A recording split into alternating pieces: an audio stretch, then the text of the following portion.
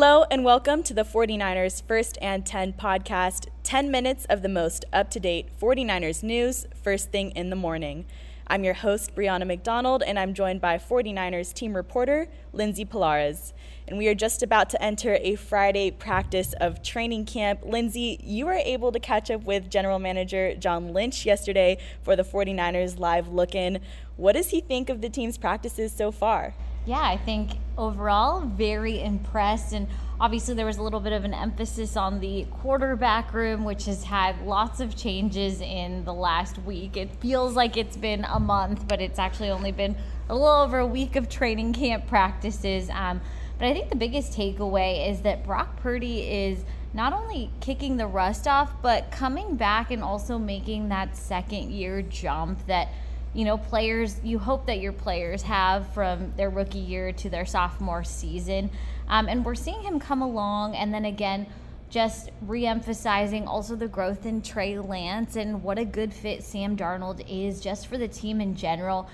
He's seeing what we're seeing. He's impressed with the progress that's been made in such little time and plenty more to come. Speaking of that quarterback rotation, is it still set to schedule with Brock Purdy 2 days on, 1 day off? What's it looking like for the next few practices? Yeah, so no certainty on what it's going to look like moving forward, but one thing to note from day 7 is that there was a shakeup, and it's pretty significant because originally Brock Purdy started his training camp throwing schedule 2 days on, back-to-back throwing days followed by 2 days off.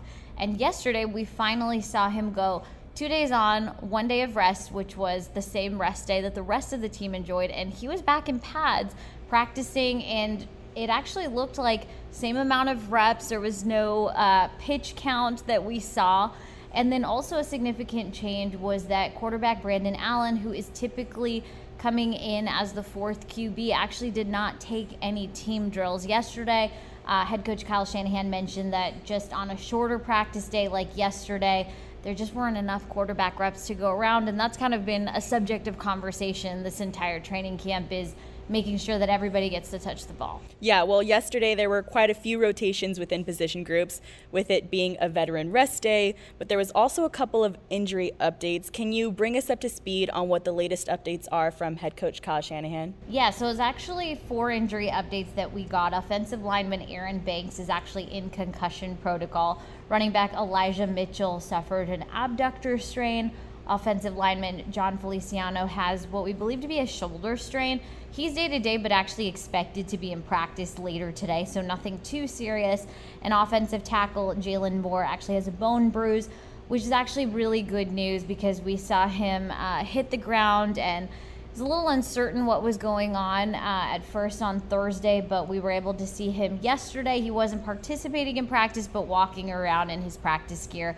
So just a positive sign, step in the right direction for him. What did Coach Shanahan have to say about keeping up the intensity at practice, but making sure players don't hit the ground like that? Yeah, it's a delicate balance, right? You want to encourage players to bring everything they have to the practice field. But at the end of the day, these are your guys, and you're going up against each other, and you need to do that with, some tempered restraint, because you have to keep everybody healthy in order to have a successful season, and it's walking a fine line. And Kyle Shanahan said something to the effect that in his younger coaching years, he was more about just let the guys play, but as he's come into, decades of coaching at this point, he realizes, we need to be really careful about all of our players because everybody plays such a critical role to the team's success. It's about smart football at training camp these days. Smart football, exactly. Well, starting at the offensive line with a combination of a rest day for Trent Williams and also an injury to John Feliciano,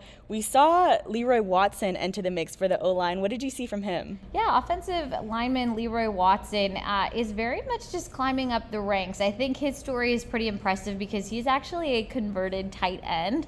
And we just see him come into training camp this year, and he's definitely, it looks like he's put on muscle. He very much looks like he fits the part. And again, yes, because Trent Williams was taking that veteran rest day, he actually got to run with the ones yesterday and was doing a really good job. So again, it's just a learning process for him, but the coaches are watching him come into his own, and it's looking really good.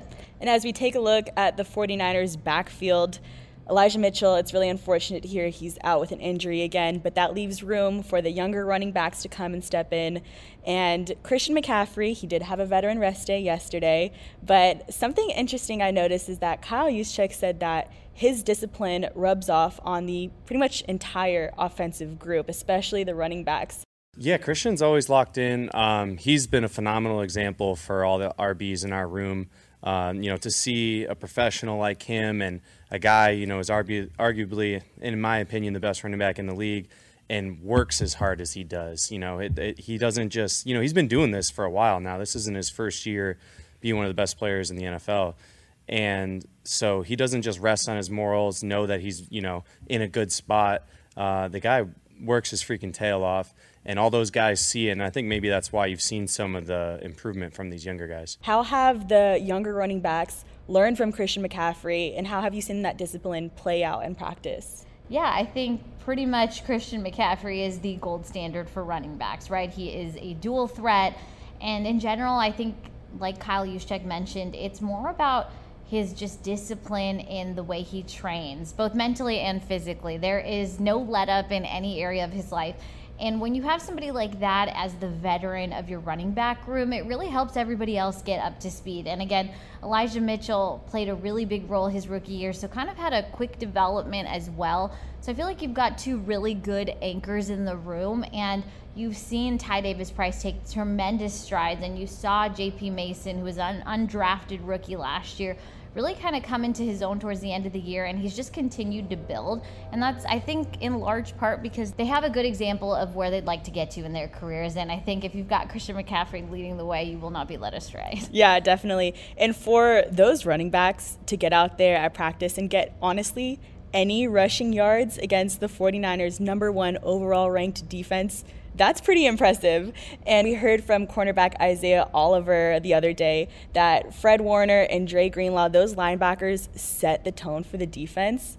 What exactly is that tone? Yeah, I mean, that tone is physical. That tone is forceful, dominating. I could, give you a list of words of what the 49ers defense is, but it was great actually to talk to Isaiah Oliver because he said this is one of the more physical training camps that he's been a part of. It's a little bit different than the experience he had at the Atlanta Falcons, and it is because of how Fred Warner and Drake Greenlaw run the defense. And like you said, they set the tone. And he actually mentioned that it's when they get a big hit or a big tackle early on, and he said that that's when you know what type of day it's going to be with the 49ers defense. So it's good to know that that kind of sets the tone for everybody else. Everyone else falls in line with, like, we're going to play physical, we're going to play intense, but also, like we said earlier, we're going to be safe about it and be moderate in our training camp practices. Absolutely. And speaking of that linebacker group, how are the younger linebackers coming up within the defense? We saw D. Winters make a huge play yesterday, but also Marcelino McCrary-Ball, like you mentioned in your article, has been balling out these past couple of practices. What have you seen from them? Yeah, we want to definitely shine some light on the younger guys. Like you mentioned, D. Winters, a 6th-round pick from this most recent draft class, got his first interception yesterday during team drills during move the ball period, I believe, and that's a big one. It's number 3 overall for the 49ers defense this training camp so far. And yeah, Marcelino McCrary-Ball is a guy that is he spent last year on the practice squad and is also very much just maturing at a really good pace. I was able to talk to our linebackers coach, Johnny Holland, and he had nothing but good things to say. And Marcelino McCrary-Ball almost had a pick in Thursday's practice, and then again in team drills had a really nice pass breakup. So again, another guy that is learning from the best in Fred Warner and Dre Greenlaw and definitely following suit. Awesome. Well, that will do it for today. Be sure to look out for all of the 49ers training camp content on 49ers.com. Thank you so much, Lindsay, for joining me in this training camp update. Don't forget to follow First and 10 on Spotify and Apple Podcasts. Be sure to turn on the notifications so you're in the know when we post any breaking news updates. And thank you, Faithful, for tuning in.